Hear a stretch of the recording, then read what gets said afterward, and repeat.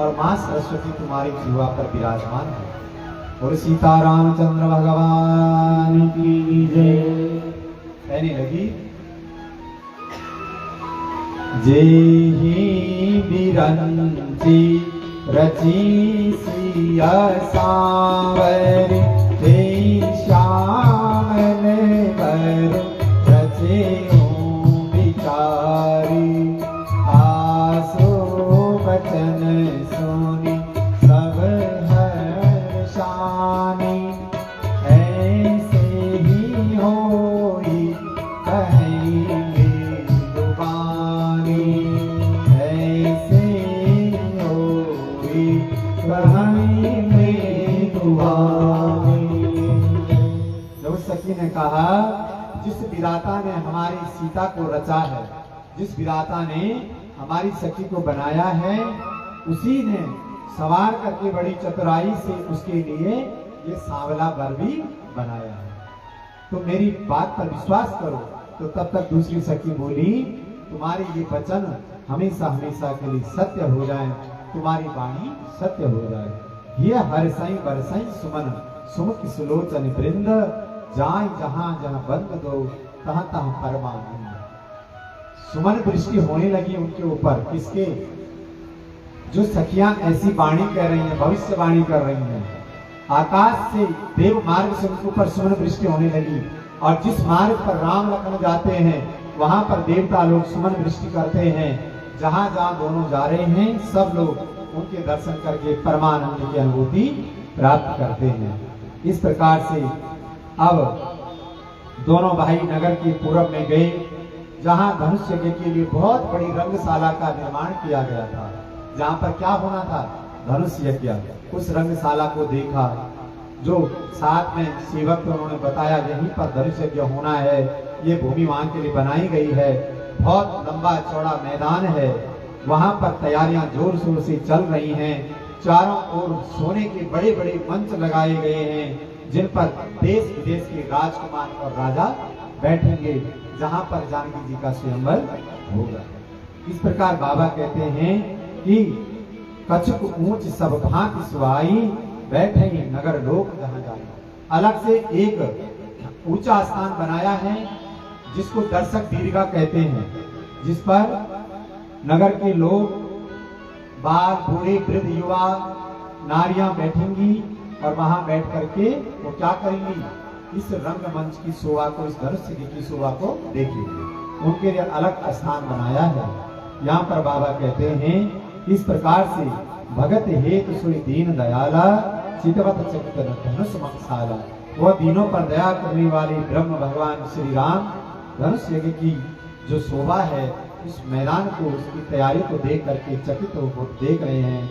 इस प्रकार कौतुक करते हुए और आनंद की अनुभूति प्राप्त करते हुए और वापस गुरु जी के पास आ गए।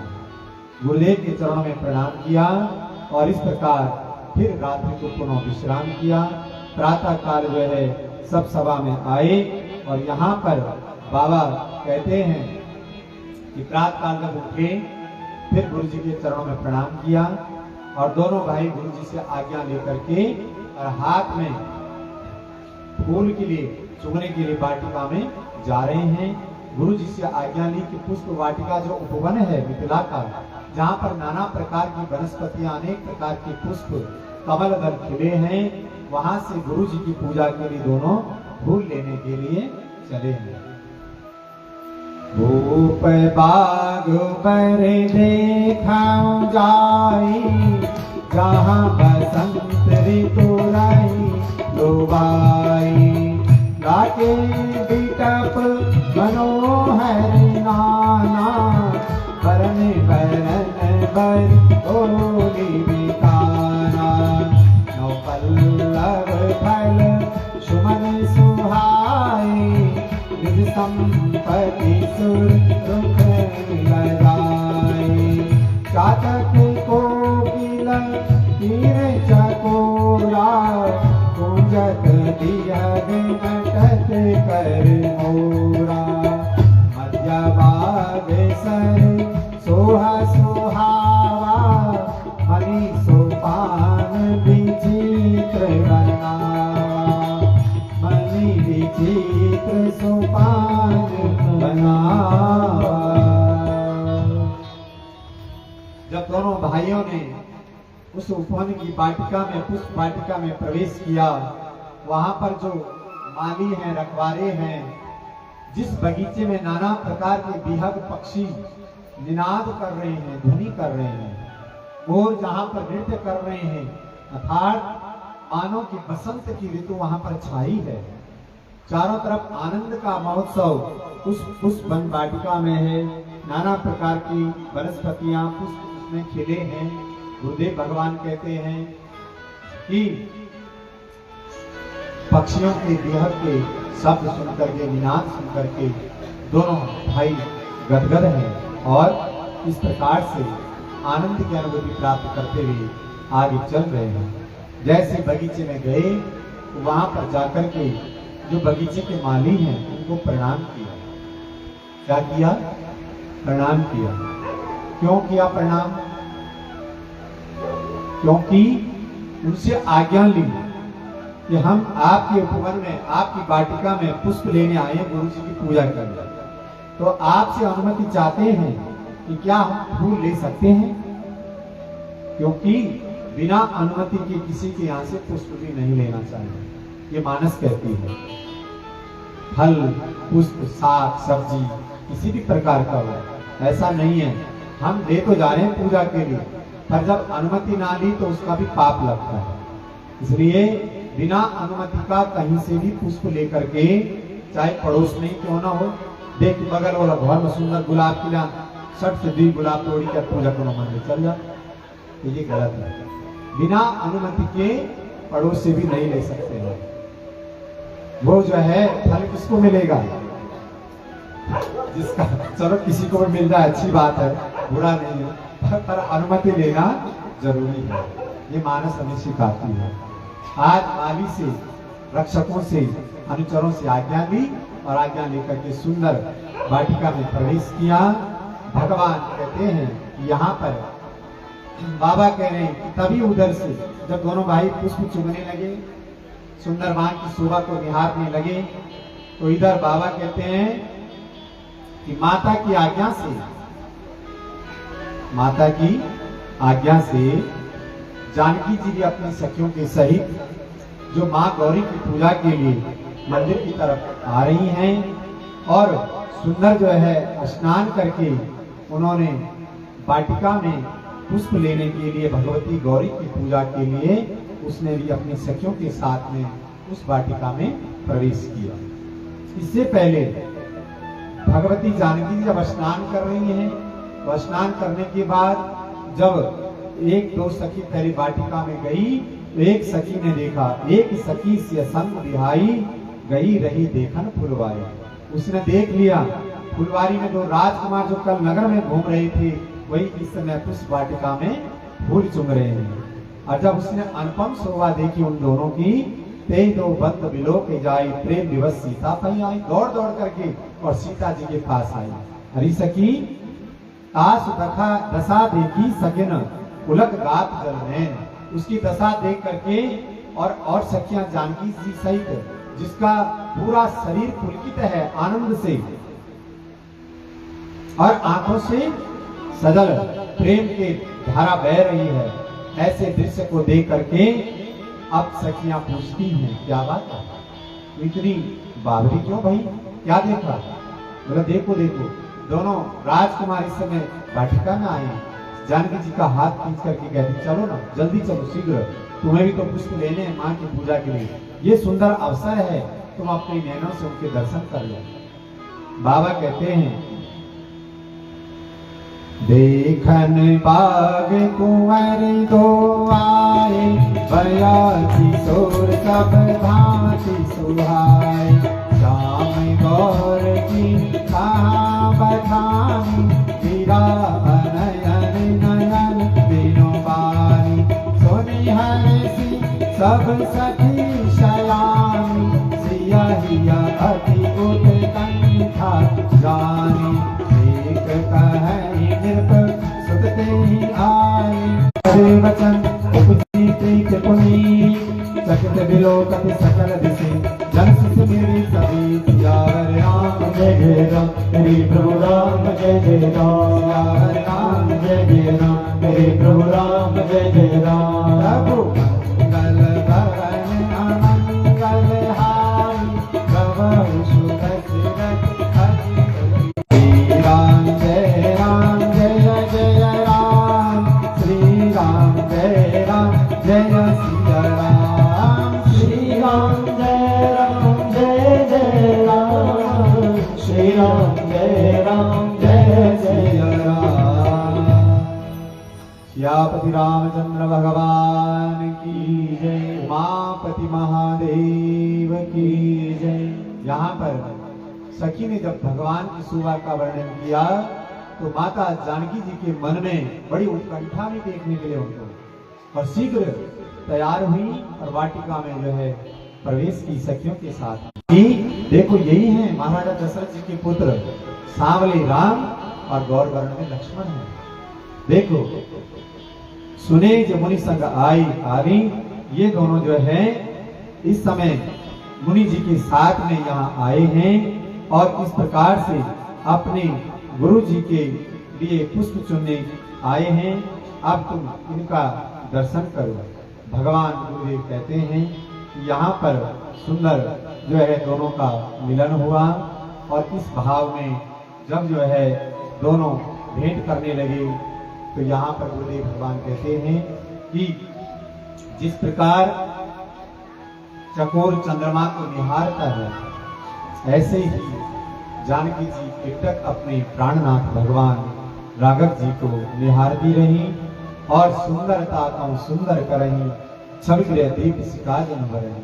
बाबा कहते हैं कि सीता जी की शोभा उसकी भी अनुपम व्याख्या है, जो जिसका वर्णन स्वयं भगवान जानकी जी के और राघव जी की सुंदरता का इस समय मां शारदा और शेष जो नाग हैं वो भी अपने सहस्त्र फणों से मुख से उसका व्याख्यान नहीं कर सकते। सिंह की शोभा जो सुंदरता है वो इसका वर्णन नहीं कर सकते और अपनी दशा को विचार करके प्रभु श्री रामचंद्र जी पवित्र भाव से मन में अपने छोटे भाई लक्ष्मण को समय अनुकूल जान करके वचन कहने लगे। बोले तात जनक तनयास यह सोई, धनुष यज्ञ जे कारण होई। है तात, है लक्ष्मण, देखो ये जो आगे आगे चल रही है ना, यही महाराजा जनक की लाडली सीता है, जिसके कारण धनुष यज्ञ का आयोजन किया जा रहा है। पूजन गौरी सखी ले आई, करत प्रकाश फिरे फुलवाई। ये अपने दिव्य अनुपम शोभा के द्वारा, सुंदरता के द्वारा इस फुलवारी की महिमा को और बढ़ा रही हैं। जो यहाँ पर सुंदर फूल चुनरी आई है, किसके लिए? माँ भवानी के गौरी की पूजा के लिए। जास बिलोक अलौकिक शोभा, सहज पुनीत मोर मन छोभा। भगवान कहते हैं कि जिसकी इस अनुपम सुंदरता को देखकर स्वभाव से ही मेरा मन क्या हो गया? क्षुब्ध हो गया, इसकी तरफ आकर्षित हो गया। वह सब कारण मैं तो जानता ही हूँ, पर विधाता भी उसको भांप लिए हैं। किंतु हे भाई सुनो, मेरे मंगलदायक जो दाहिना अंग है ना, इस समय फड़क रहा है। कौन कह रहे? राम जी कह रहे हैं कि जब मैंने जानकी जी को निहारा है उस समय से मेरी दाई आंख फड़क रही है, अर्थात कुछ मंगल होने वाला है, कुछ शुभ सगुन होने वाला है। ये लक्ष्मण जी से भगवान राम जी वर्णन कर रहे हैं। रघुवंश कर सहज सुभाऊ, मन पंत पग धरई न काऊ। रघुवंशियों का तो ये जन्मगत स्वभाव है कि वो कभी भी क्या है, अपने मन को कुमार्ग पर नहीं ले जाते। कुमार्ग समझ रहे हैं? अपने मन को कभी गलत दृष्टि नहीं रखते, अपनी दृष्टि को हमेशा पवित्र रखते हैं, किसी पर गलत नजर नहीं डालते। पर जाने क्यों मेरा मन उनकी तरफ आकर्षित हो रहा है और मेरी दाईं आंख फड़क रही है, तो मुझे ऐसा लग रहा है कि कुछ शुभ सगुन होने वाला है। ऐसा भगवान कह रहे हैं। मोई अतिशय प्रतीक मन केरी, जय सपने पर नारी नहीं। अरे मेरा तो दृढ़ संकल्प है, ऐसे सामने तो दूर, पर मैं स्वप्न में भी किसी पर स्त्री का दर्शन नहीं करना चाहता, उसको हेरना नहीं चाहता, देखना नहीं चाहता। ये राम की प्रतिज्ञा है। आज बाबा कहते हैं कि यहाँ पर सुंदर जो है दोनों का दीक्षा हुई, एक दूसरे को देखा और जानकी जी ने सुंदर यहाँ पर फुलवारी से पुष्प लिए और पुष्प लेकर के यहाँ पर भगवान वाटिका से पुष्प लेकर के गुरु जी के पास आए और यहाँ माँ जानकी जी सुंदर अपने सखियों के साथ में भगवान की अनुपम छवि को अपनी आंखों में भर करके और अपने माँ भवानी के मंदिर में जब जा रही हैं तो फिर वापस मुड़ करके राम जी की तरफ देखा। फिर भगवान ने राघव जी ने जानकी जी को देखा। भाव साधक का है। साधक कहता है,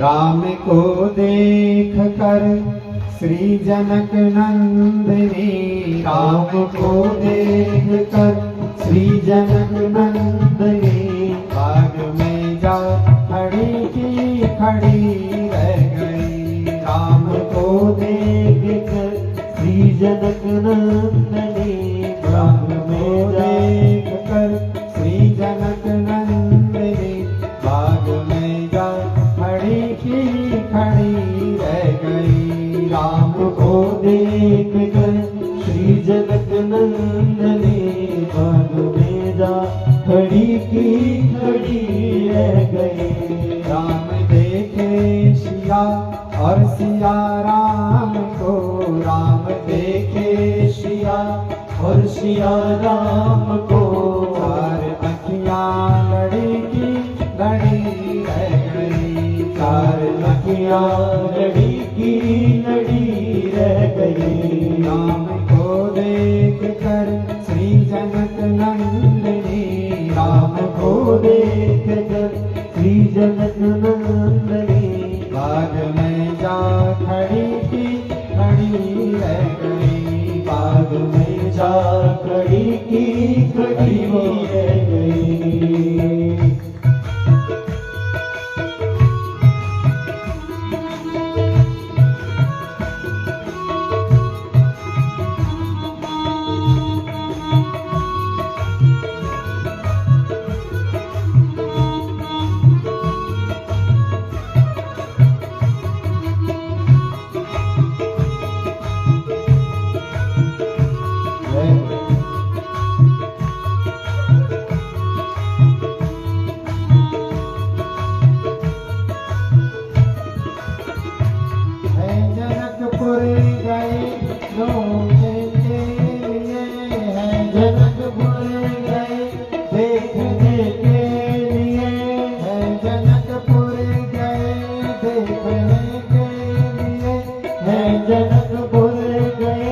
देखने के लिए सारी सखियां झरोकन से झांकने लगी।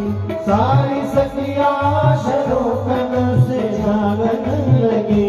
देख कर ही नजर मिल गई दोनों की। देख कर ही नजर मिल गई दोनों की। देख कर ही नजर मिल गई दोनों की। देख कर ही नजर मिल गई दोनों की। जो जहाँ थी खड़ी रह गई। जो जहाँ थी खड़ी रह गई। राम को देख कर श्री जनक नंदनी। राम को देख कर श्री जनक नंदनी। बाग में जा खड़ी थी खड़ी रह गई। बाग में जा खड़ी थी खड़ी रह गई। बोली है एक सखी राम को देख कर। बोली है एक सखी राम को देख कर। बोली है एक सखी राम को देख कर। बोली है एक सखी राम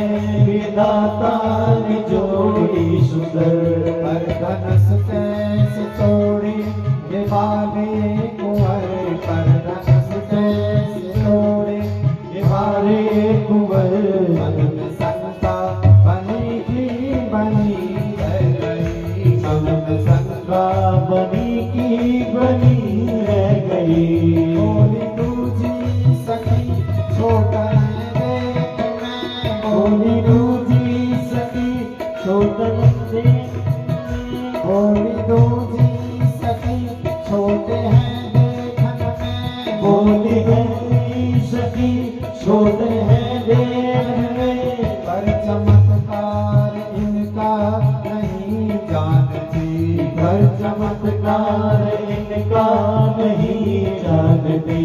एक ही बाण में ताड़िका राक्षसी, एक ही बाण में ताड़िका राक्षसी, सकीना पड़ी रह गई, उठ सकीना खड़ी की खड़ी रह गई। राम को देख कर श्री जनक नंदनी, राम को देख कर श्री जनक नंदनी, बाग में जा खड़ी की खड़ी रह गई, बाग में जा खड़ी की खड़ी रह गई। राम देखे सिया और सिया राम को, राम देखे सिया और सिया राम को, देखे सिया और सिया राम को, राम देखे सिया और सिया राम को। चार अखियाँ लड़ी की लड़ी रह गई, चार अखियाँ लड़ी की लड़ी रह गई, चार अखियाँ लड़ी की लड़ी रह गई, चार अखियाँ लड़ी की लड़ी रह गई, चार अखियाँ लड़ी की लड़ी रह गई, चार अखियाँ लड़ी की लड़ी रह गई। बोल सियावर रामचंद्र भगवान की। की जय। भगवान राघव जी अनुसहित गुरुदेव के पास आए, माँ जानकी की सखियों के साथ भवानी के मंदिर में प्रवेश की और माँ भवानी का पूजन प्रारंभ किया। बाबा कहते हैं जय जय गिरिवर राजे किशोरी, जया महेश मुख चंद्र चतुरी, जय गज बदन षडानन माता, जगत जननी दामिनी ज्योति गाता, जगत जननी दामिनी ज्योति गाता, नहीं तव आदि मध्य अवसाना, नहीं तव आदि मध्य अवसाना, अमित प्रभाव वेद नहीं जाना, अमित प्रभाव वेद नहीं जाना, भव भव विभव पराभव करणी, भव भव विभव पराभव करणी, विश्व विमोहनि सुवस विहारिणी, विश्व विमोहनि सुवस विहारिणी। भवानी जी के मंदिर में मां भवानी जी की अर्धांग भक्त स्वरूपा जगत की माता जानकी जी प्रवेश की, मां के चरणों की पूजा प्रारंभ की। ऐ गिरिराज पुत्री, ऐ जगत की माता, ऐ भवानी, ऐ भगवान शंकर की अर्धांगिनी प्राण प्रियतमा, तुम्हारी श्री चरणों में तुम्हारी दासी जानकी का प्रणाम स्वीकार। मां तुम तो सर्वज्ञ हो, नहीं तव आदि मध्य अवसाना। मैं आपके बारे में कुछ नहीं जानती, पर इतना जरूर जानती हूँ कि आपका न आदि है, न मध्य है, न अंत है। तुम इस चराचर जगत की स्वामिनी हो और भली बात जानती हो। ऐ गजानन की मां, है कार्तिक की माँ सड़ानन और गजानन। गणेश और कार्तिक की माता है भवानी जी। जिस प्रकार से तुमने जो है भगवान शंकर को प्राप्त करने के लिए अखंड तप किया और अपना दृढ़ संकल्प रखा, जब जब तुमने जो है ये शरीर धारण किया, मनुष्य का अवतार लिया, तब तब भगवान शंकर को पति रूप में तुमने प्राप्त किया। उसी प्रकार से तुम जानती हो कि मैंने भी मन कर्म वचन से राघव जी को अपना प्राणनाथ स्वीकार किया है, उनका वर्ण किया है। इसलिए है जगत जननी, है माता, तुम जो है, जो तुम्हारी कांति है, जो तेज है मूर्ति में, जो बिजली के समान है, ऐसे दिव्य युक्त तुम्हारी जो शक्ति है, तुम्हारी सदा जय हो, तुम्हारी सदा जय हो। बोल जगदम्बे मैया की जय। मां, आपके असीम कृपा और प्रभाव को वेद नहीं जानते, बड़े बड़े ध्यानी मुनि ज्ञानी कौन आपकी महिमा को जानता है। जने को जानते जननी जपनियम जप। संसार में कौन ऐसा अब तक हुआ कि जो आप जप तप विधि पूजा पाठ की विधि को जानता हो? कौन ऐसा प्राणी है जो तुम्हें पूछ सकता है? पर तुम तो जगत की माता हो। अपने भाव से तुम्हारा दास जो भक्त जैसा भी तुम्हारा चिंतन करता है, तुम उस पर अनुग्रह करके उसे उसका मनोरथ सिद्ध करके और अपनी कृपा उसे देती हो। मां, इस समय आप संसार को उत्पन्न पालन और नाश करने वाली हो, विश्व को समस्त प्राणियों को अपने ऊपर मोहित करने वाली हो। मां, पति को इष्ट देव मानने वाली श्रेष्ठ जो संसार की नारियां हैं, मां, वो उन नारियों में सबसे पहली गणना जो है तुम्हारी होती है। आपकी अपार महिमा को हजारों सरस्वती और सहस्त्र खंड वाली शेष नाग भी तुम्हारी महिमा का गुणगान नहीं कर सकती। मां, मोर मनोरथ जानो नीके बसों सदा उर्दू सबही के। तुम सबके हृदय में वास करती हो, इसलिए तुम भली भांति मेरी मनोरथ को जानती हो, और मैं तुम्हारे आगे अपनी मन की इच्छा को नहीं कहूंगी। क्यों? क्योंकि तुम भली भांति जानती हो कि मैं क्या चाहती हूँ तुमसे। कीने हो प्रकट न कारण थी, इसलिए मैंने अपनी मन की अभिलाषा को तुम्हारे सामने नहीं कहा कि मैं क्या चाहता हूँ। तुम भली बात जानती हो। बार बार जब जनक नंदिनी माँ सीता ने भवानी जी के चरणों में निवेदन किया, तो बाबा कहते हैं, विनय प्रेम बस भई भवानी, हसी माल मूरति मुस्कान। जो माँ भवानी की मूर्ति थी वो मुस्कुराई, और उनके गले से जो माला थी वो माला नीचे खिसक गई, और माँ जानकी जी समझ गई कि भवानी जी ने मेरी प्रार्थना को स्वीकार कर लिया। यहाँ पर कथा प्रसंग कहती है कि जब हम कभी मंदिर में पूजा करते हैं और अचानक एकाएक मूर्ति से कोई पुष्प गिर जाए, तो उसको भगवान का आशीर्वाद जान करके लेना चाहिए। क्या? अगर घर के मंदिर में भी यदि पुष्प गिर जाए, तो समझ लीजिए कि आपकी पूजा को भगवान ने स्वीकार किया है और आपको आशीर्वाद दिया है। ये भाव है, और हमने निवेदन किया है कि भावग्राही जनार्दना भाव तिष्ठन्ति देवता, भाव प्रदान होता है। इसलिए वो आशीर्वाद स्वरूप, जैसे मूर्ति से माला किसकी, तो माँ जानकी जी ने देख लिया कि भगवती गौरी ने मेरी पूजा को स्वीकार कर लिया और मुझे आशीर्वाद दिया। मंदिर के जो पुजारी जी हैं, वो आपको वहां से उठा करके पुष्प दे दे, वो भी आशीर्वाद है भगवान का, मगर अपने आप ले लेना वो अपराध है। चाहे मंदिर से प्रसाद हो, चाहे पुष्प हो, वो क्या है? अपराध, बिना अनुमति। इसलिए बाबा कहते हैं, अब भवानी जी की मूर्ति से जब वो माला आई, तो मैया ने उसे प्रसाद के रूप में अपने गले में धारण कर लिया। किसने? जानकी जी ने, सीता जी। और उसके बाद सुन सिया सत्या आशीष हमारी, सुन सिया सत्या आशीष हमारे,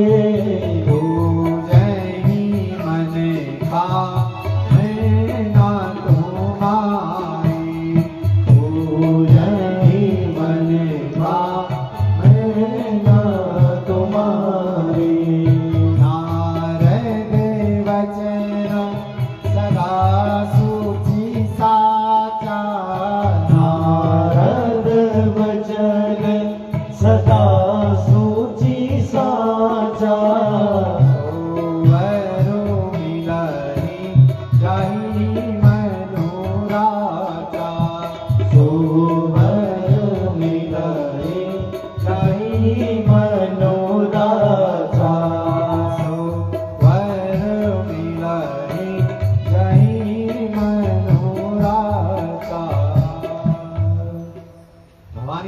आकाशवाणी ही है जनक दुलारी, है सीता।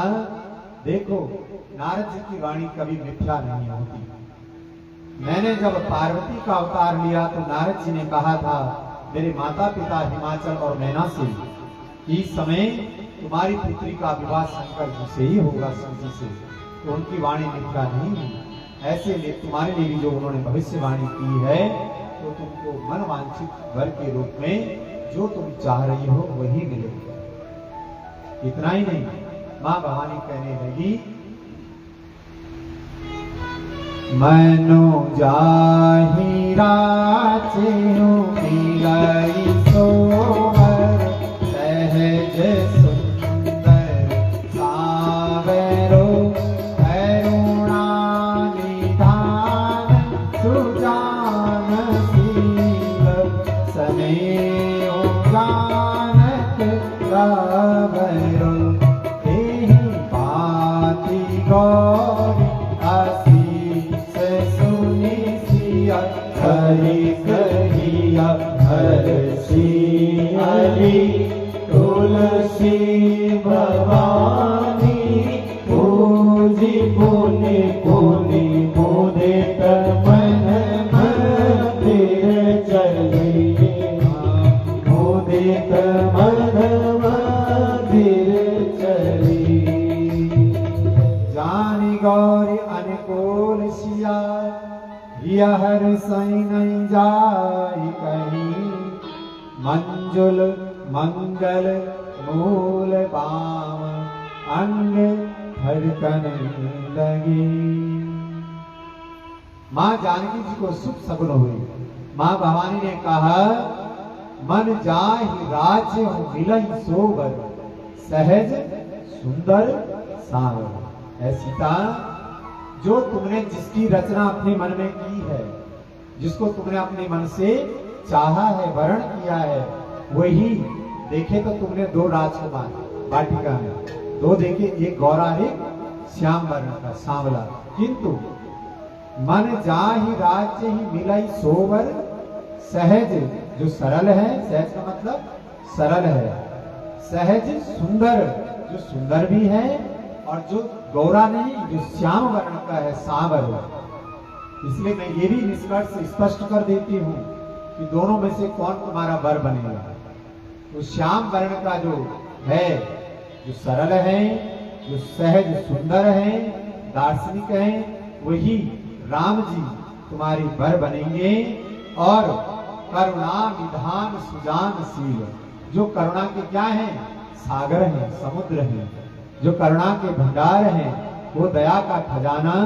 सुजान का मतलब होता है जो सर्वत्र व्यापक है, हर व्यापक सर्वत्र समाना, प्रेम के प्रकट होई में जाना, जो सर्वत्र प्रत्येक सृष्टि के जीव जड़ चेतन सब में जो व्याप्त है, जो समाया हुआ है, वो सुजान है, सर्वत्र व्याप्त है, वही तुम्हारा वर बनेगा।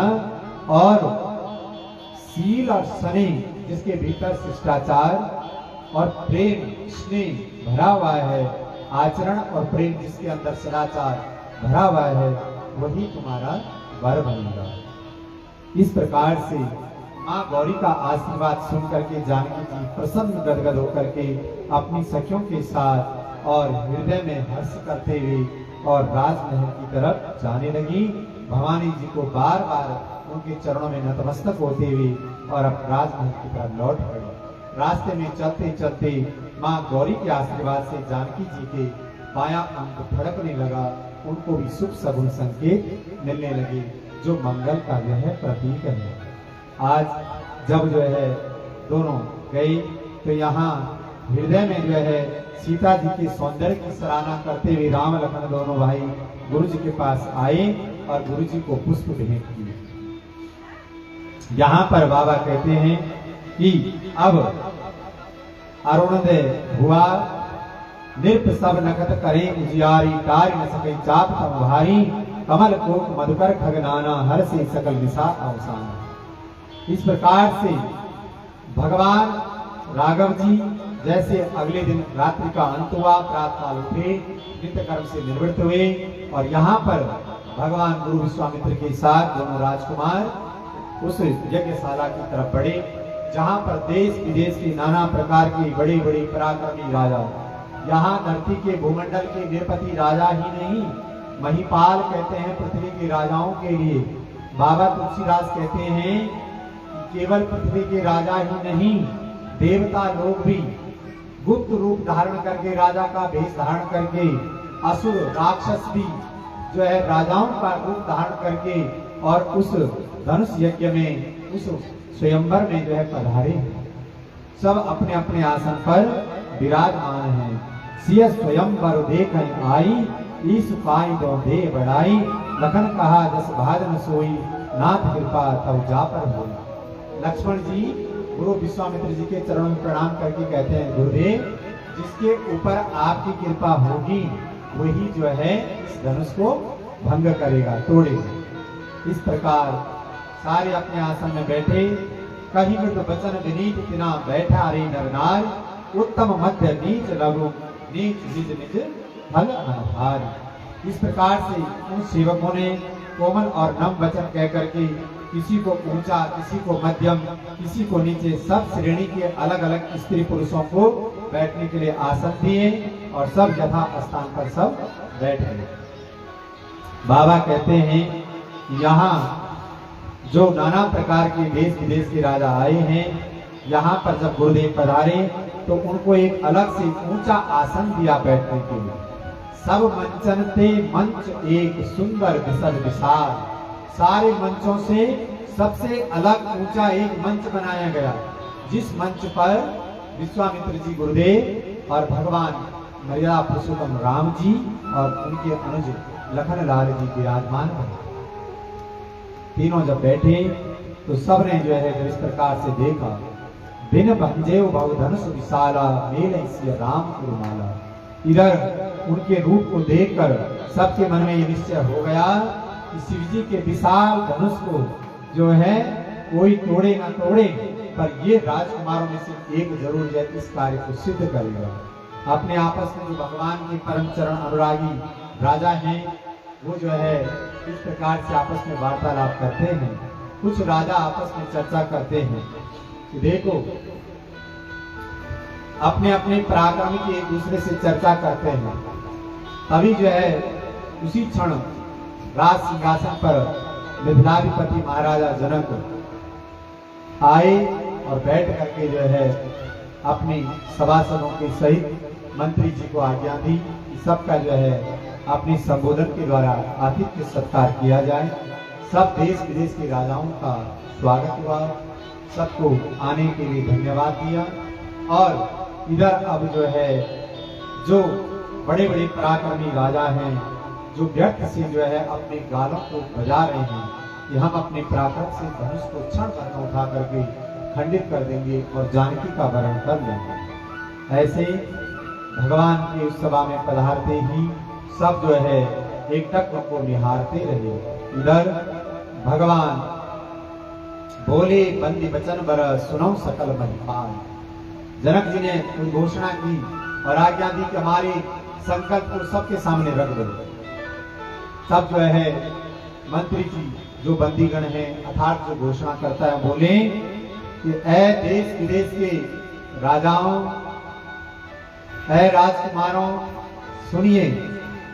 जो भाट जो घोषणा कर रहे हैं, कह रहे हैं इस समय हम भुजा उठा करके महाराजा जनक की जो है घोषणा को आपके सामने उनके संकल्प को रखते हैं। कहते हैं नृप भुज बल विदु शिव धन राहु, गरम कठोर विदित सब काहू। आप सब भलीभांति जानते हैं ये भगवान शंकर का जो पिनाक है, जो धनुष है, ये राजाओं की भुजाओं के बल के लिए राहु के समान है।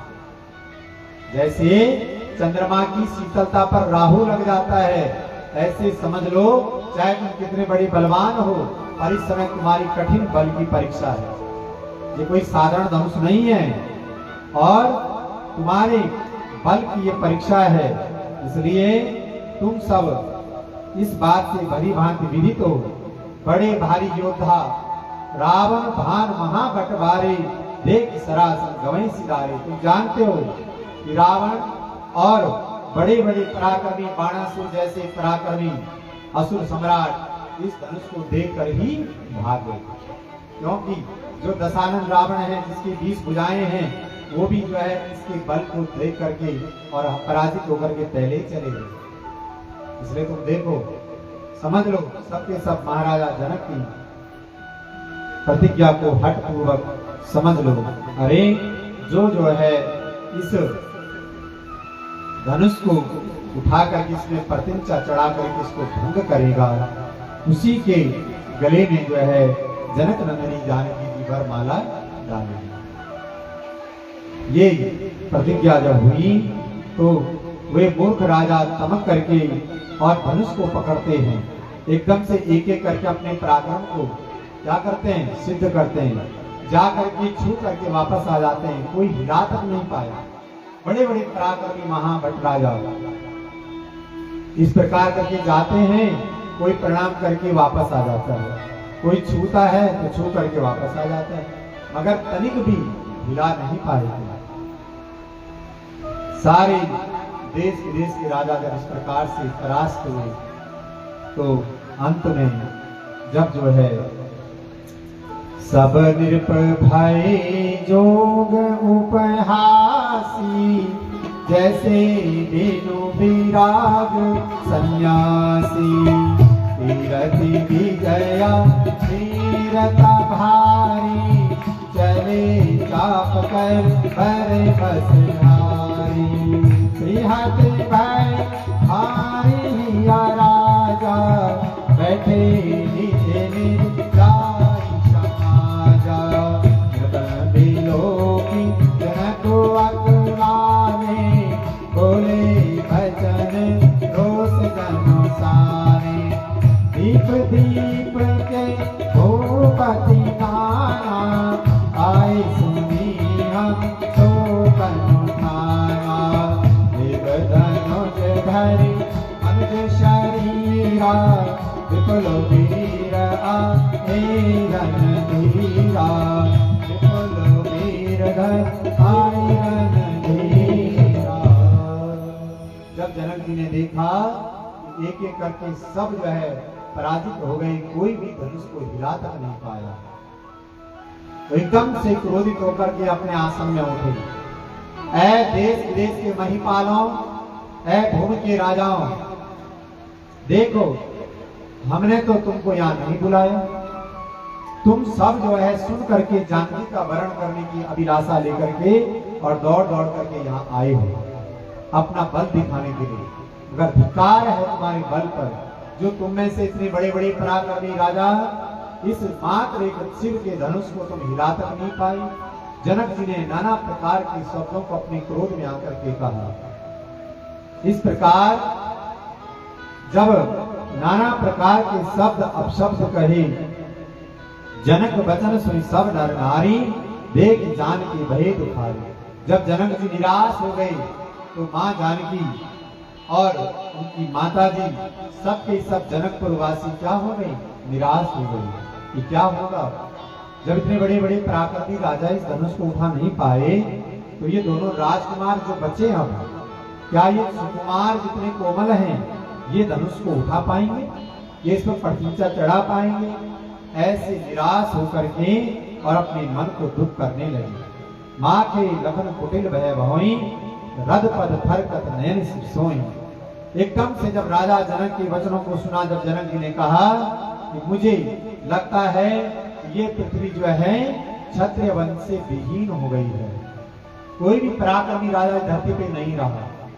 ऐसे वचन जब लक्ष्मण जी ने सुने तो तमतमा करके क्रोध से अपने आसन पे उठे और उठ करके भैया से बोले, भैया मुझे आज्ञा दो, आज्ञा दीजिए मुझे, मैं अभी जाकर के और इनके प्रण को पूर्ण करता हूँ, मैं क्षत्रियों का मान रखूंगा, मैं दिखाऊंगा इन्हें।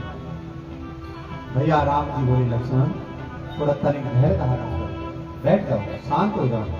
लक्ष्मण जी बैठ गए। उसके बाद जनक जी फिर अपने आसन में खड़े हुए बोले, लगता है ये पृथ्वी जो है क्षत्रिय वंश से विहीन हो गई, कोई भी राजा राजकुमार इस जो है कहीं न सकत रघुवीर डर लागे जनुमान नाय राम पद कमल से बोले विराजमान। जब जनक जी ने इस प्रकार से पुनः संबोधन किया कि सारी पृथ्वी क्षत्रियों के बल से विहीन हो गई, बलहीन हो गई, कोई भी इस कार्य को मेरे संकल्प को सिद्ध नहीं कर सकता, किसी में ये सामर्थ्य नहीं है। तो तब जो है रघुवीर जी के डर से जो लक्ष्मण पहले कुछ नहीं बोल पाए, फिर एकदम से उनको बाण रूपी शब्द जब उनके हृदय में लगे तो एकदम से उठ करके बोले, रघुवंशनी महु जहाँ को होई ते समान असमहो न कोई। किसी की हिम्मत नहीं है ऐसे कहने की जहाँ पर रघुवंश के जातक, रघुवंश के राजकुमार, रघुवंश का कोई बालक भी जिस सभा में होगा वहां पर कोई ऐसा संबोधन नहीं कर सकता कि ये पृथ्वी क्षत्रिय बल से विहीन है। कैसे कह दिया आपने, भैया आप मुझे आज्ञा दो, मैं चाहूं तो अभी ये धनुष क्या है, मैं इस पूरे सृष्टि को, ब्रह्मांड को उलट पुलट करके रख दूं, सारे ब्रह्मांड के खंड खंड कर दूं, ये धनुष तो बहुत छोटी बात है। इस प्रकार से कहीं जनक जनि अनुसूचित बानी विद्यामान रघुकुल मन जानी। इस प्रकार से जनक जी की अनुचित बात जो है समझ करके और लक्ष्मण जी बड़े क्रोधित हुए।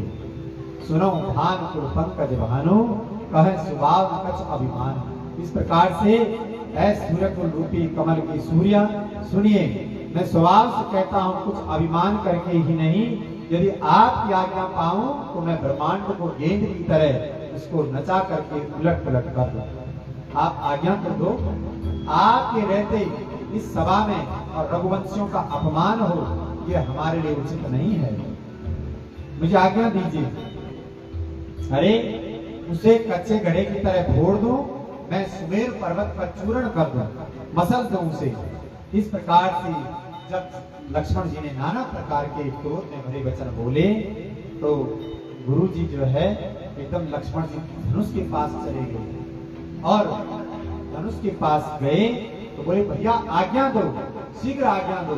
आप गुरु जी की तरफ राम जी देखने लगे। राम जी बोले, गुरु जी धनुष तो हमें तोड़ा है, प्रसिद्धता तो हमें चढ़ानी है, बड़े लाला तो हम हैं, या तो हमारा पहले होना है, इसलिए आप ही जो है लक्ष्मण को कुछ बोलो। तो गुरुदेव ने कहा, लखन इधर आओ। नहीं गुरुदेव आप ही आज्ञा दो। बोले नहीं, इधर आओ। बुलाया वापस और बड़े प्रेम से पुचकार करके आसन पर बिठाया। बोले आपके बल पर किसी को शंका नहीं है, आपका जो अवतार है उसे हम जानते हैं, आपके पराक्रम को हम जानते हैं, इसलिए आपके लिए धनुष क्या है। अरे जैसे बरसात में जो छतरी निकलती है जिसको कुकर मुत्ता कहते हैं, सफेद सफेद छतरी, उसको जो है उखाड़ करके फेंक देते हैं कौन, छोटे छोटे बच्चे खेल खेल में, ऐसे ही मैं जो है इस ब्रह्मांड को फेंक दूं उठा करके इस पृथ्वी को। जब उन्होंने कहा लक्ष्मण जी ने, तो भगवान लखन सकोप वचन जे बोले, डगमगान में दिग्गज डोले। सारी जनकपुरी डगमगा गई भय के कारण और डोलने लगी। सकल लोग सब भूप डेराने, सिय हर्ष जनक सब चाहे। इस प्रकार से जनक जी जो है सब कुचा गई, बिल्कुल अचंभित हो गई और सीता जी के मन में बड़ा हर्ष हुआ, प्रसन्नता हुआ। बाबा कहते हैं, गुरु रघुपति सब मुनि मन माई, मुदित भई पुनि पुनि पुलकाई। शयन रघुपति लखन निवारे, प्रेम सहित निकट बैठारे। विश्वामित्र समय शुभ जानी, भोले अति स्नेहमय वाणी। उठाओ राम बन जाऊं भव जापा, एकऊं तात जनक परितापा। एकऊं तात जनक परितापा।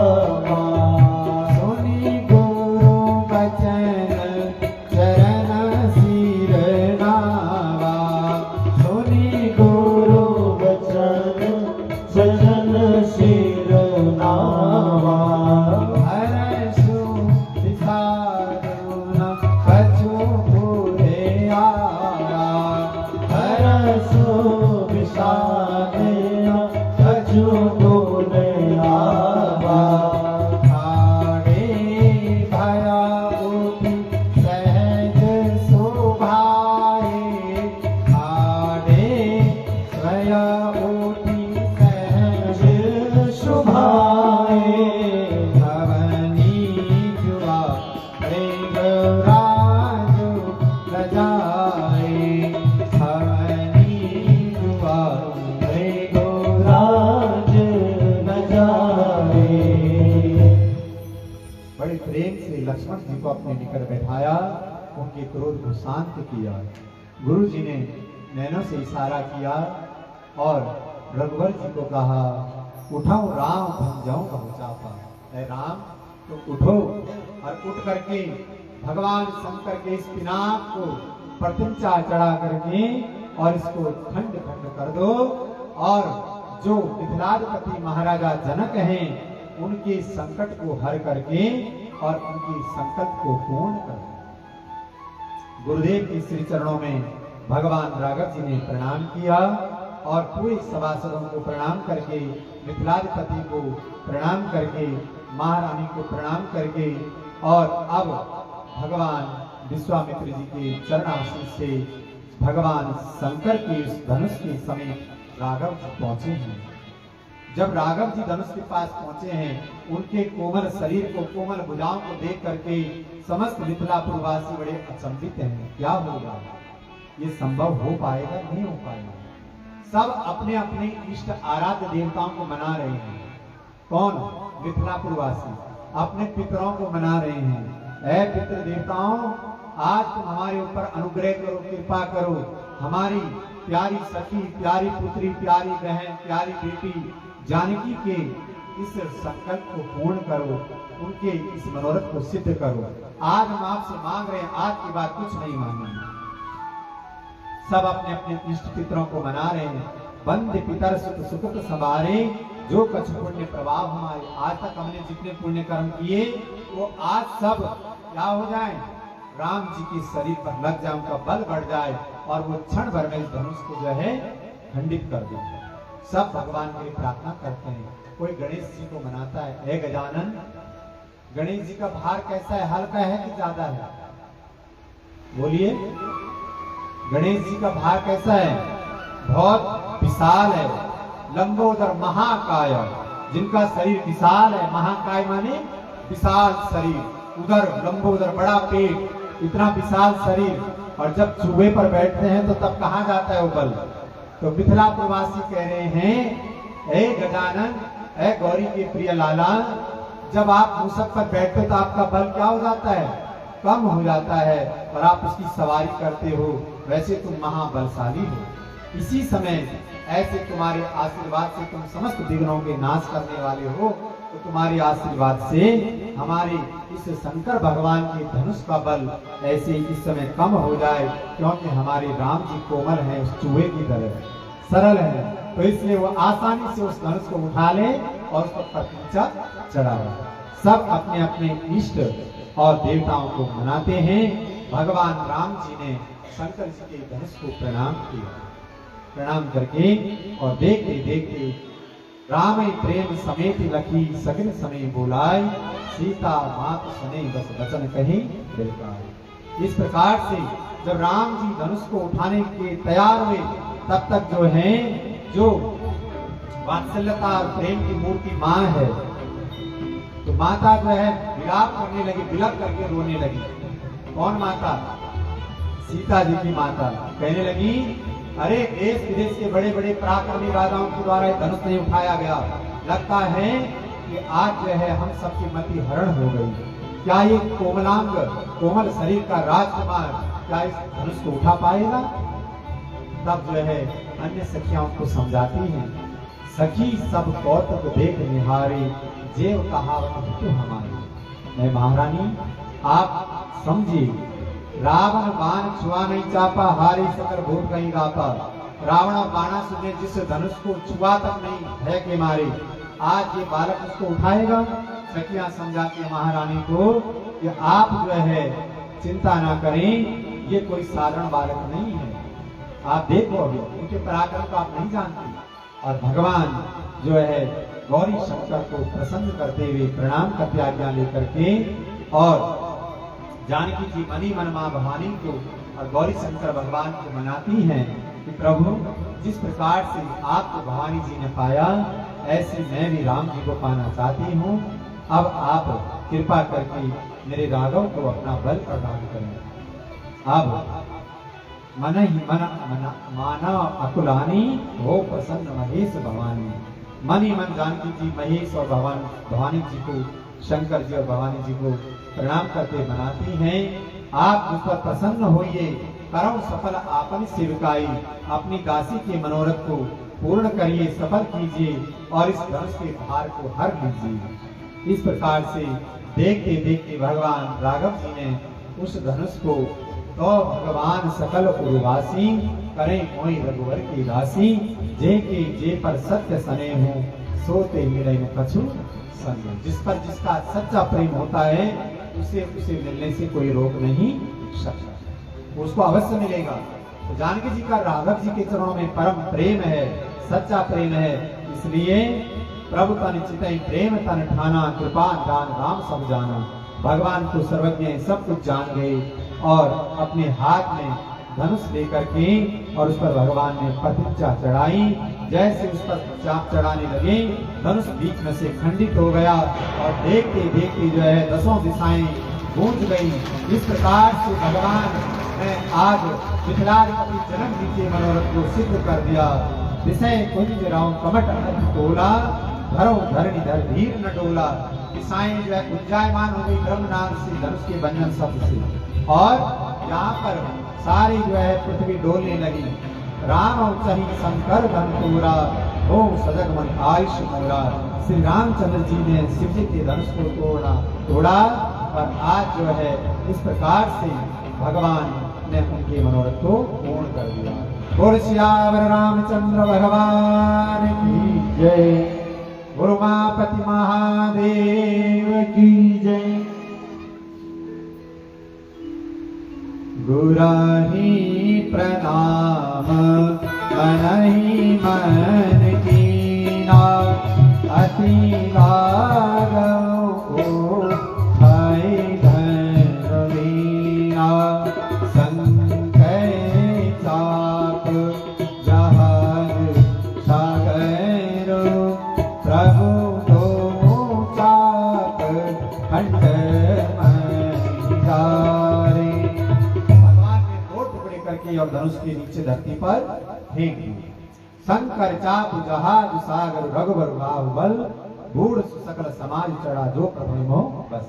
भगवान ने शंकर जी के धनुष के 2 टुकड़े उस समुद्र रूपी जहाज के टुकड़े कर दिए।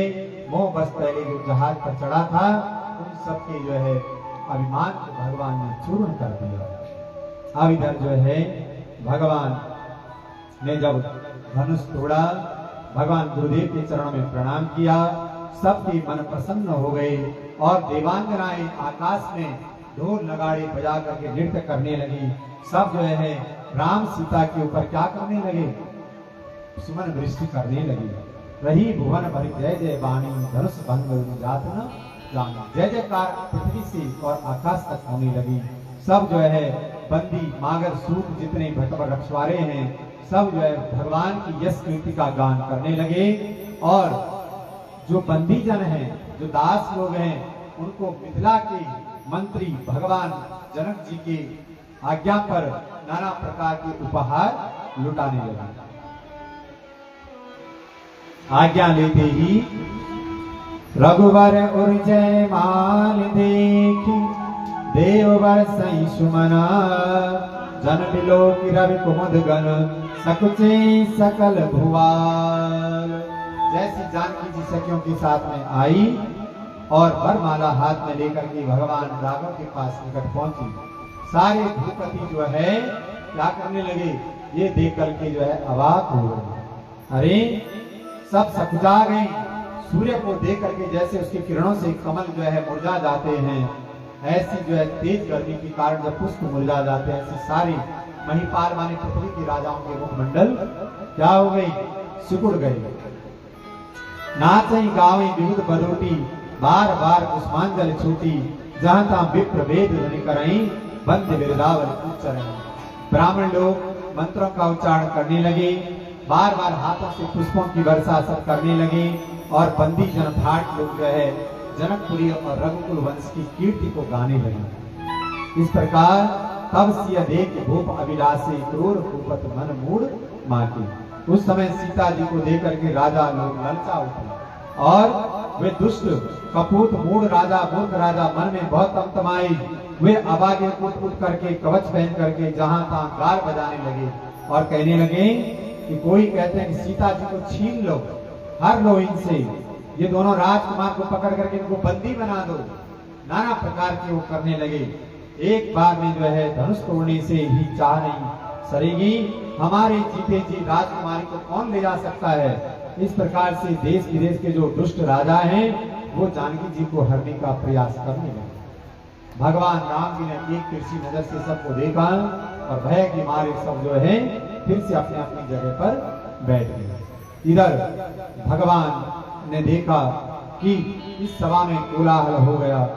अब जो है तब जब ये शब्द पूरे ब्रह्मांड में गूंजा तो महेंद्र पर्वत पर जो भगवान परशुराम जी हैं, जब उन्होंने शब्द सुना खंडन का, तो हाथ में कुठार लेकर के कराल अपना जो है कुलाड़ी लेकर के और पधारे जनक सभा में। देखा देश विदेश के भूपति राजा यहाँ एकत्रित हुए हैं। भगवान परशुराम ने देखा और जनक जी से पूछा कि देख महिप सकल सकुचाने बात जपट जन लवा लोकाने गौर शरीर भूति भल बराजा भाल विशाल त्रिपुंड विराजा। जैसे जो देश विदेश के राजा जानकी जी को छीनने का अभी थोड़ी देर पहले प्रयास कर रहे थे, जब देखा कि भगवान परशुराम आए हैं जिनका गौर वर्ण है, दाढ़ी जटाएं त्रिपुंड माथे पे लगाया है और कुलाड़ी हाथ में कमंडलू दंड हाथ में लिया है, ऐसा स्वरूप जब देखा तो भय के मारे सब कांपने लगे, अपनी अपनी जगह सिर झुका करके बैठ गए। तब तक एक राजा दूसरे राजा के कान में बोलता है, मुझे पता था, मुझे पता था। क्या पता था? इसीलिए तो मैंने धनुष नहीं तोड़ा। क्यों? मुझे पता था कि बाद में कुछ अनहोनी होनी है, इसीलिए मैं तो 1 मिनट में धनुष को तोड़ देता, किंतु मुझे पता था कि धनुष किसका है, इसलिए इनके भय के मारे मैंने धनुष को हाथ नहीं लगाया। अब देखो इसे कौन बचाएगा। कालों के काल जो परशुराम जी हैं, जिन्होंने 21 बार इस पृथ्वी को